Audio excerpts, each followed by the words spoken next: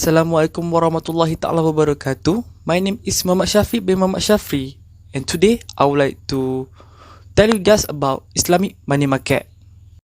What is Islamic money market? Islamic money market was introduced by Bank Negara Malaysia to promote a comprehensive Islamic banking system in the country. BNM was aimed at promoting more players in the Islamic banking system through Bank Islam Malaysia Berhad.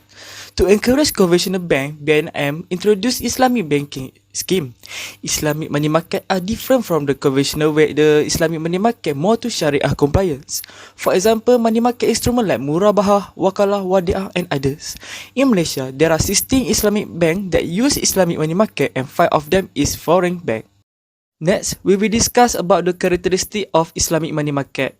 First, the transaction volume which involve huge sum of money. Islamic money market usually involve huge amount, for instance, Islamic treasury bills amount 1.7 billion, while Bank Negara Negotiable I had an outstanding amount of 6.5 billion. Next is low risk of default in the Islamic money market. The government tend to provide a safer structural framework for the Islamic money market, which provide guidelines, law and procedure to perform transactions between various parties. For example, the government issue guidelines for Islamic negotiable instruments to ensure fair transactions and reduce the risk of defaults. Thirdly, the instrument to be transacted in the Islamic money market have a maturity of less than a year. Therefore, Islamic money market security are usually more widely traded than longer-term security because of their liquidity. Hence, Islamic money market security are more liquid than that of the capital market. Lastly, the instruments to be traded in the Islamic money market are Sharia compliance. There are no interest elements found in the market. Only profit rate are allowable, which are fixed in order to reflect Sharia rulings and therefore able to reduce settlement risk. We will continue with the objective of Islamic money market, where the first one is investment opportunity. The Islamic money market provide the opportunity for investment of surplus fund in various Islamic instruments which are Sharia compliant, such as mudarabah. Next is working capital, where it provide a means to fulfill the working capital requirement for business. Next is liquidity, where it provides a means of raising funds by converting security and financial asset in the form of cash. Lastly is warehouse of surplus fund. From financial institution can store surplus fund until they are needed. Assalamualaikum warahmatullahi wabarakatuh. Before I start, I would like to introduce myself.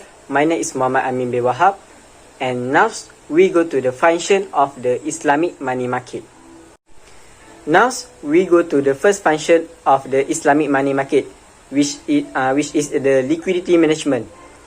Liquidity management is able to IFI fulfill their daily operation and able to meet the short-term obligation. And liquidity management also is able to maintain the optimal liquidity by not being overly liquid or less in order to meet the investor and the customer demand at any time. And it also helps to reduce the liquidity pressure from the different timing of the cash flow and the outflow. So for the liquidity management is the facility to manage the liquid asset. The second function is the investment opportunity. Investment opportunity serve as a market trading for a short-term Islamic instrument that are liquid while offering the acceptable return on the investment. And investment opportunity also provide the pricing mechanism or the platform of the trading Islamic money market instrument by providing information to all the participants. And the third function of the Islamic money market is the policy determination. Monetary policy. Monetary operation is in the Islamic money market is to ensure the sufficient liquidity for the efficient function of the Islamic money market. The monetary policy target is only implemented in the conventional market, where interest rate is based on the instrument primary funding the instrument. In addition, the function of the Islamic money market is the warehouse for the surplus fund. The function is to facilitate transfer of the investable fund from those having surplus unit to those requiring fund to meet the short and the long-term liquidity needs. And the last function that I list is the provide the short-term working capital. The Islamic money market provide the short-term working capital by Bank Negara Malaysia BNM influence Islamic interbank through the compliance with the Sharia instrument such as called and the other short-term loan in the Islamic banks. I think that's all for me. I pass to the next presenter. Assalamualaikum warahmatullahi wabarakatuh. Before I start my video, I would like to introduce myself. My name is Nabil bin Mohamad Nazar, and this video I would like to share with you about the participant of Islamic money market. The first participants of Islamic money market is Central Bank or Bank Negara Malaysia. Bank Negara Malaysia introduced the Islamic money market in 1983 in a two-phase approach. In the first phase, the bank wanted to ensure that the Islamic banking system contained all the three important components of a viable banking system. The first phase was to develop large number of Islamic financial institutions providing Islamic financing facilities and the introduction of an Islamic interbank money market. In the second phase, the bank wanted to create a large number of financial instruments offering Islamic products with the introduction of Islamic banking services, or known as IBS. Second one is commercial bank. In Malaysia, commercial banks basically can be divided into Islamic banks and conventional banks. Commercial banks buy government securities. However, in the Islamic money market, this has been extended into selling negotiable Islamic certificates of deposits, or known as NCD. They also utilize short-term financing and use the surplus to create more funds by placing these into the respected Islamic financial instruments such as Islamic Interbank Check Clearing System ICCCS and Mudarabah Interbank Investment MII. Third one is business. Islamic financial instruments have become a concern for many business in terms of providing funds for future benefits. Consequently, the Islamic money markets provide funds for deficit units and also provides returns for surplus units. The Islamic money market is able to increase liquidity of the commercial banks through short-term securities. These securities provide liquidity to deficit banks and to governments. Next one is investment companies. The general functions of investment companies is to make a market for money market securities by maintaining an inventory from which to buy or sell. These firms are important to the liquidity of the money market because they ensure both sellers and buyers can readily market their securities. For finance companies such as Maybank Finance and Arm Finance can raise funds in the money market primarily by selling commercial paper. While for insurance companies such as Takaful Nasional and Takaful Ikhlas must maintain liquidity because of their unpredictable needs for funds. Therefore, the Islamic money markets offer a method to raise the cash. And for the last one is pension fund. In Malaysia, the Employees Provident Fund, or known as EPF, has a huge amount of cash in hand due to regular contributions from employees and employers. These contributions suggest a steady growth of EPF over the years. This government body is responsible for investing a portion of its account in the money market via financial instruments. Assalamualaikum warahmatullahi wabarakatuh. My name is Mohd Syazani Rafiqi Rosdi. For today, I would like to do the presentation about Islamic money market instrument. Islamic money market instrument is Islamic contracts used in the sale and purchase of securities in the primary and secondary interbank money markets. There are several Islamic money market instruments that commonly used in Malaysia. One of that is Al-Mudarabah Interbank Investment.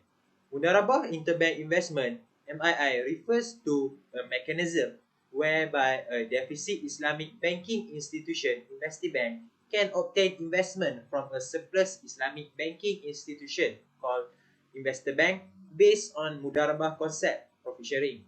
The period of investment is from overnight to 12 months, while the rate of return is based on the rate of gross profit before distribution for investment of 1 year of the Investi Bank. The profit sharing ratio is negotiable among both parties. The investor bank at the time of negotiation would not know what the return would be, as the actual return will be crystallized towards the end of the investment period. The principal invested shall be repaid at the end of the period, together with a share of the profit arising from the use of the fund by the investee bank. Now, let's proceed to the next instrument, which is Islamic accepted bills. Islamic accepted bills, also known as interest-free accepted bill, is an order given by a bank to a bank customer to pay on its behalf a sum of money at a future date.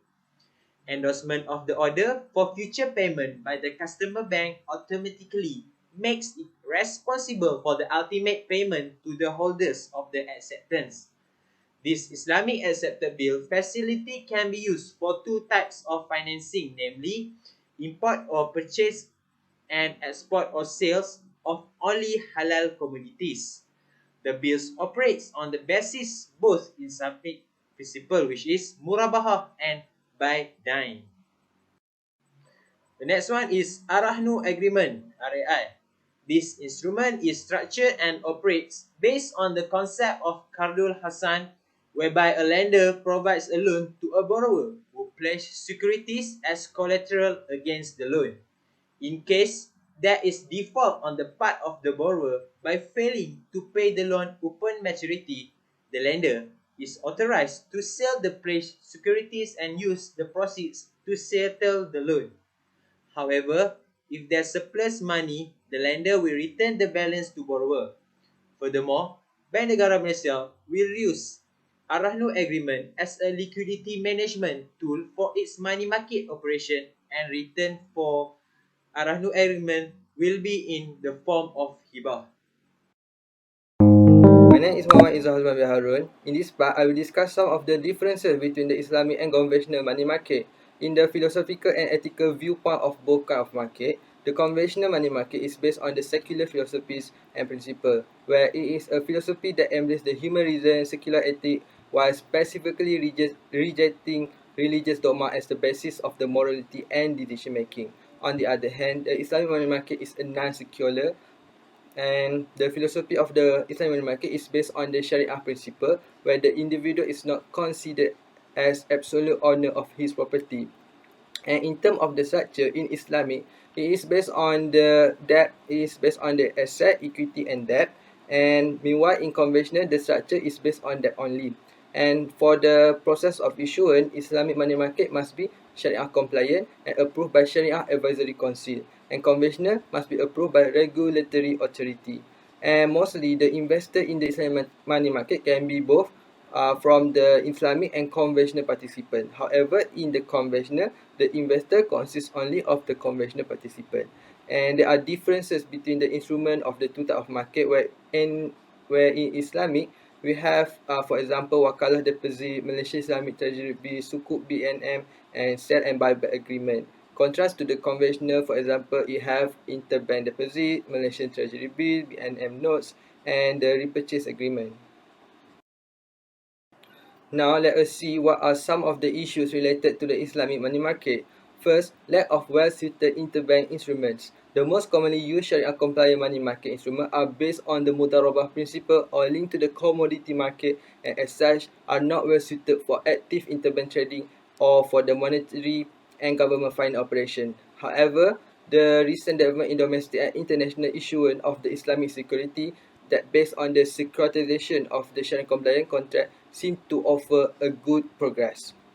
And second, the insufficient utilization of the securitization technique. it is becoming the increasingly recognized that the situation of the excess liquidity has discouraged the commercial bank from more active use of the asset securitization technique to manage the maturity and also the risk spectrum of the asset and liabilities. Hence, the absence of the money market has tended to blunt the incentive to securitize the assets and manage the risk by trading in such assets to manage the maturity and risk in the balance sheets. And third, the non-availability of the risk management instrument. The alternative tool of the risk management based on the hedging instrument are still not widely available. The development of the Sharia compliant hedging instrument would require first active spot market in the commodities that are efficient and also a design of hedging contract that are both Sharia compliant and can be executed. And fourth, the lack of a comprehensive and integrated approach in the development of money and security market. The innovative application of the asset securitization have helped to bring about many Islamic capital market products. So the same approach also have the potential to promote the active Islamic money market, and the establishment of the benchmark rate of return based on the central bank operation in such market. The realization of this potential, however, will require a comprehensive approach to develop money and security market and to mitigate the associated risks. As for the conclusion, this discussion offers an overview of the Islamic money market in Malaysia, and additionally, the success of the Islamic money market stems from the government helping hand, especially with the introduction of the Islamic interbank money market in 1994, which is to promote the purchase and sale of the Islamic financial instrument. The challenge that was highlighted and discussed are actually the actual challenge that faced by the Islamic money market. Thus, it should be addressed seriously and appropriate measures must be taken immediately to ensure that Malaysia does not waste the opportunities and potential that we have to be the leading hub of the Islamic financial market product in the world. And the Islamic money market, it provides the flexibility to this bank in their fund management by allowing the bank with the temporary surplus to earn return, and also providing the bank that have ready source term fund to the deficit bank. So it is suggested that the government could consider offering more Islamic money market instrument to the public at a large to increase the public participation. That's all from us. Thank you for listening.